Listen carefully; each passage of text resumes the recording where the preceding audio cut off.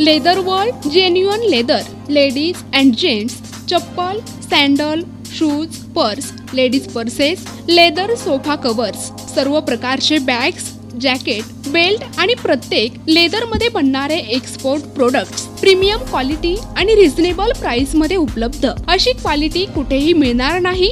लेदरची 100% guarantee. पत्ता Ahmednagar, bungalow number 4, BSNL office पाठीमागे, hotel अशोकाजवळ, अहमदनगर.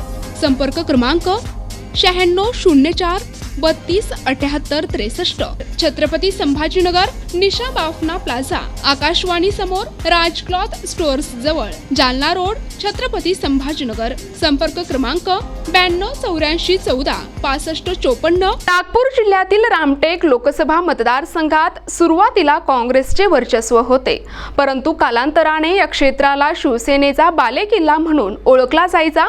नंतर पक्षाची कामगिरी शून्य असल्यामुळे आणि पक्षफुटीमुळे जनतेने या उमेदवारांना नाकारण्यास सुरुवात केली आहे.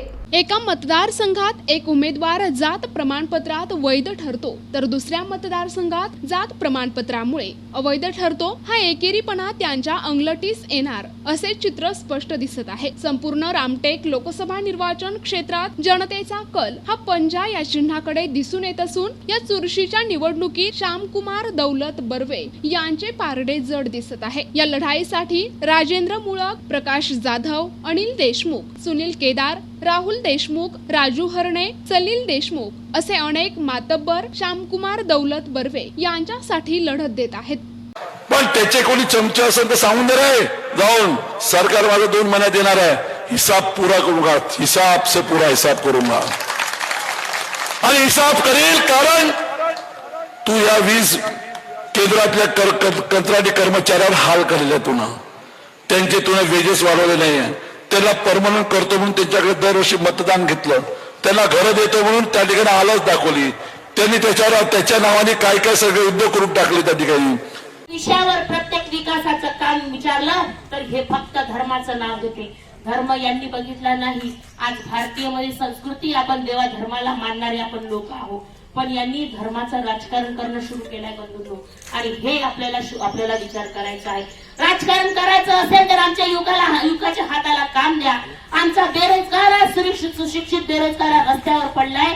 आमच्या बेरोजगाराच्या हाताला आम्हाला रोजगार द्या. आमच्या महिला भगिनीचा छळ करणं थांबवा. आमच्या शेतकऱ्यांना न्याय द्या.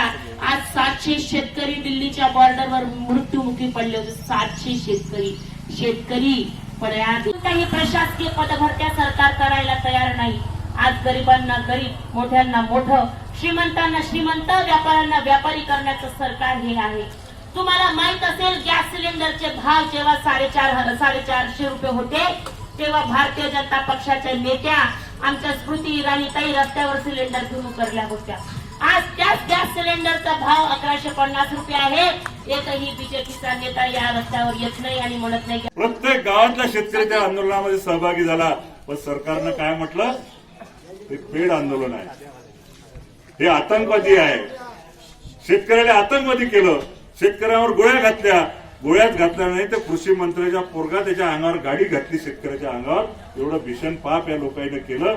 हे शेतकऱ्याच्या विरोधी सरकार आहे आणि हे शेतकऱ्याच्या विरोधी असलेलं सरकार आता सत्तेतून खाली खेचत आहे. आपण जसं सत्तेवर गेले बसवलो 2014 मध्ये, आपण सगळ्यांनी मदत केली. काय मागितलं आपण? काही मागितलं नाही. अच्छे दिन मागितले होते, तुम्ही अच्छे दिनचे आम्हाला स्वप्न दाखवले होते.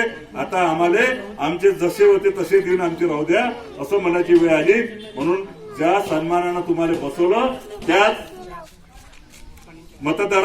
ज्या मतदारांनी तुम्हाला बसवलं तेच तुम्हाला आता खाली खेचणार आहे. अशी परिस्थिती आता गावागावात निर्माण झाली आहे. यानं सांगितलं होतं आपल्याला, महंगाई कम करेंगे, खूप हुई महंगाई की मार, अब की बार. काय झालं? महंगाईची मार कमी झाली नाही. 400 रुपयाचं सिलेंडर येणं 1200 करून टाकलं. 60 रुपयाचं पेट्रोल येणं 110 रुपयावर नेऊन टाकलं. 50 रुपयाचं डिझेल 95 रुपयावर नेऊन टाकलं. तरी म्हणते खूप हुई महंगाई की मार. आता स्मृतीताई इराणी कुठं दिसतच नाही टीव्ही समोर. प्रतिनिधी सहदेव वैद्य, NTV न्यूज मराठी, नरखेड, नागपूर.